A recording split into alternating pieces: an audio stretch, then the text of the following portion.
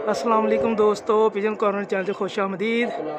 लो जी अज बाजी लगी आ, किसी का बहुत ही अच्छा कबूतर आके बैठा। है लो पक्की गल आ कि मोहर लगी है। यह देखो, चलो फड़ते तुहानू शौक करो। अस्सलाम वालेकुम दोस्तों, पिजन कॉर्नर चैनल से वेलकम बैक। मैं उदों पिछली गली च खड़ा सीगा, उत्थे मैं देखा तो मोहर वाला मैं इसलिए टाइम ना कहता कि उसकी सिचुएशन ही इस तरह की सी उड़दे दी, क्योंकि सुबह तूफान बहुत भैड़ा आया सी तो कबूतर उदों बहुत बुनतले।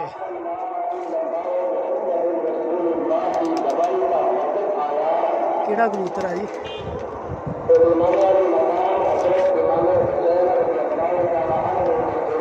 लो जनाब, यह जोड़ा कबूतर आ ये तकरीबन 1:15 का टाइम आ। ठीक है जी, जुम्मे का दिन आ। इनू फड़ते हैं तो तुहानू शौक करोना वा। मोहर लगी आ, वैसे किसी का जोर लगा गया आ। लो जी दोस्तों, यह सिचुएशन आ मादी की जनाब। है देखो मादी आ जी, बगी पई मादी आ ते कंडीशन तो यदी इस तरह लगती है जिस तरह कल की उड़ी आ। बाकी अल्लाह बेहतर जाता। देखो टैडी कबूतरी आ जी, अच्छे टैडी जोड़े प्रवासी होंगे वो कबूतरी आ।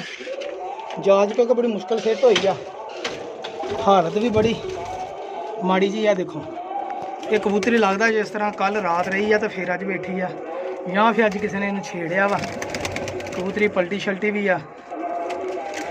पिजन कॉर्नर चैनल सबसक्राइब करो। इस तरह के अच्छे परिंदे किसी के गलती की वजह ना, मौसम की खराबी की वजह ना, जिस तरह जो मौसम खराब होया सीगा, बहुत तेज़ हनेर आया सीगा ते बाद विच फिर मौसम सैट हो गया तो चंगी गर्मी पई, ठंडा मौसम हो गया, इक्को दम गर्मी पई आ तो कबूतरों की मत्त वज गई इक्को दम ही। यह कबूतरी जनाब हुण तकरीबन 1:15 का टाइम आ, यह हुणी फड़ी है जनाब। जे इस किसी वीर भरा की होवे वो लै सकदा वा तो मेरे नाल राबता कर ले जनाब, मेरी दे देंगे उन्होंने सरकार। अगर कोई मेरा चैनल का सबसक्राइबर आ वो लेना चाहता वा, वही नहीं भी हैगी तो भी मैं कबूतरी दे देंगे जनाब। राबता करो, पिजन कॉर्नर चैनल सबसक्राइब करो। बहुत शुक्रिया। अल्लाह।